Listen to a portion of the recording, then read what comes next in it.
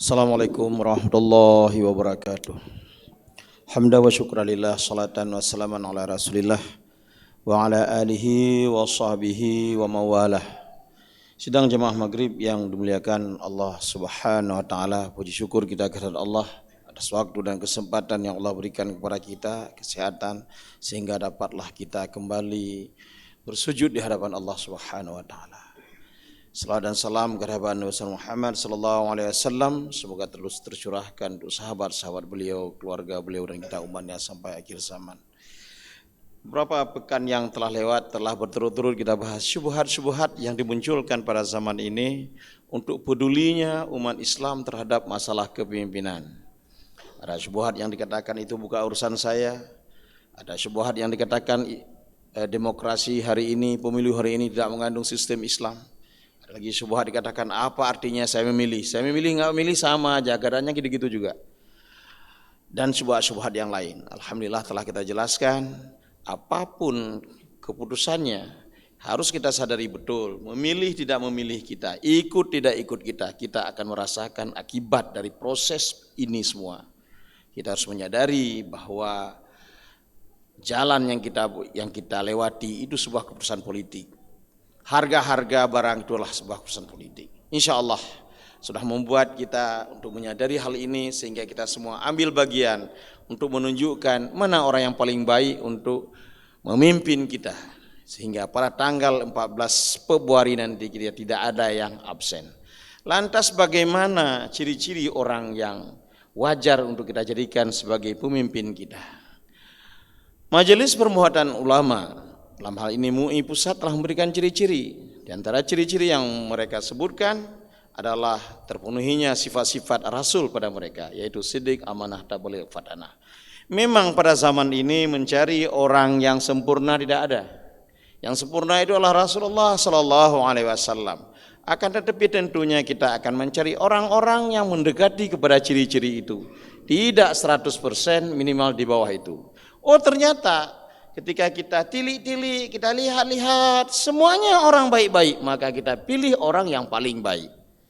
Oh ternyata semuanya orang yang gak beres, maka kita pilih orang yang kurang daripada tidak beresnya itu. Orang jahat yang kurang jahatnya. Tetapi kita tetap harus menunjukkan pilihan kita, tidak boleh kita anggap hal ini sebagai hal yang sepele biasa saja. Sedang jemaah yang dimuliakan Allah subhanahu wa ta'ala. Maksudkan satu adalah siddiq. Siddiq ini gelar yang diberikan kepada Abu Bakar radhiyallahu an.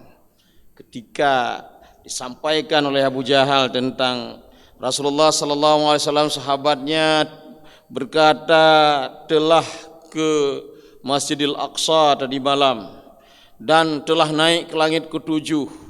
Apakah engkau percaya? Siapa yang bilang? Muhammad. Kalau Muhammad yang bilang, lebih dari itu saya percaya. Makanya kemudian Abu Bakar diberi gelar As-Siddiq, orang yang membenarkan.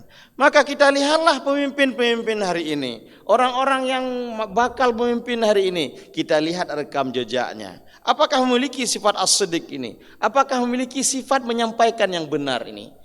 Jangan-jangan dia menyembunyikan yang salah, tetapi tidak menyampaikan yang benar, membenarkan yang salah, menyalahkan yang benar. Para Rasulullah sallallahu alaihi wasallam mengatakan qulil haqqu walau kana murran. Katakan yang benar sekalipun pahit. Untuk zaman-zaman fitnah hari ini, berkata sesuatu yang benar adalah masalah. Tetapi demi sesuatu yang lebih besar daripada hal itu sendiri, maka yang benar harus diungkapkan. Sidang jemaah yang dimuliakan Allah subhanahu wa ta'ala. Hari ini umat dijejali dengan berita-berita bohong. Sesuatu yang terus-menerus, berita bohong disampaikan terus-menerus, maka akan dianggap yang bohong itulah yang benar. Hitler mengatakan, katakanlah yang bohong itu terus-menerus kepada masyarakat, sampai masyarakat mengatakan yang salah itulah yang benar. Maka kita lihat bagaimana Hitler kemudian memimpin. Yang salah yang terus dipropagandakan. Akhirnya orang-orang yang benar tenggelam. Sebenarnya orang-orang yang tidak jujur di dunia ini enggak banyak. Tetapi orang yang enggak jujur, orang yang jahat ini menenggelamkan orang-orang baik. Diamnya orang-orang baik yang jadi masalah. Sebenarnya kejahatan-kejahatan yang mereka lakukan itu seperti eceng gondok yang ada di dalam sebuah sungai. Saking banyaknya eceng gondok itu membuat ikan-ikan mati dan membuat sungai menjadi kering. Kenapa eceng gondok bisa mengalir?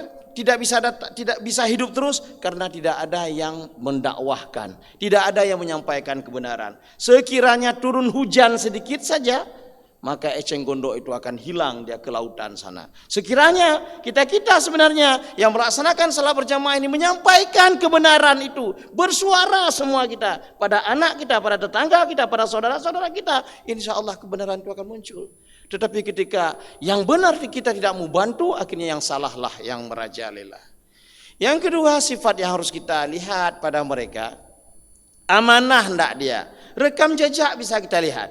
Semua calon-calon, apa anggota dewan, apa calon presiden, calon ini itu bisa kita lihat rekam jejaknya. Kalau tidak paham rekam jejak, tanya pada orang yang paham. Fas'alu ala dzikri in kuntum la ta'lamun. Tanya, si fulan kayak mana? Sampai-sampai kita lihat rekam jejaknya ini. Bagaimana, pernah enggak dia berbohong? Karena orang yang pernah berbohong tidak bisa diharapkan dia untuk jujur lagi. Sampai-sampai Al-Quran mengatakan, jangan pernah kamu terima kesaksiannya buat selama-lamanya. Ini kalau orang berbohong tingkat tertentu sampai seperti itu. Maka kita lihat bakal-bakal yang kita pilih nanti. Jangan sampai karena saudara kita, jangan sampai karena uang yang diberikan kepada kita, jangan sampai karena janji-janji, tetapi memang kita lihat siddiq amanah. Kemudian dia tabligh, menyampaikan termasuk menyampaikan kebenaran, menyampaikan apa hak-hak umat. Jangan hak umat seharusnya sampai 100 ditilipnya, dipotongnya. Akhirnya umat hanya dapat ujung-ujungnya saja. Kemudian yang kita pilih jadi pemimpin bukanlah orang-orang yang bodoh, tetapi orang-orang yang cerdas, yang dikatakan dengan sifat kerasulan, dengan sifat fatanah. Jadi bukan orang bodoh, orang yang pintar. Karena orang yang bodoh ini akan dibodohi oleh orang yang pintar. Tetapi cerdas saja tidak cukup, harus diiringi dengan 3 sifat yang tadi: siddiq, amanah, tabligh, dan kemudian fatanah. Setelah kita lihat dari calon-calon itu, ternyata ada calon yang memenuhi kriteria, masih juga kita memilih yang lain, maka pada saat itu kita sedang berbohong di hadapan Allah dan Rasul. Kita ulang, pada Selasa yang 2 minggu yang telah lewat kita sampaikan bahwa persoalan pencoblosan ini oleh Yusuf Qaradawi dimasukkan dalam bab kesaksian.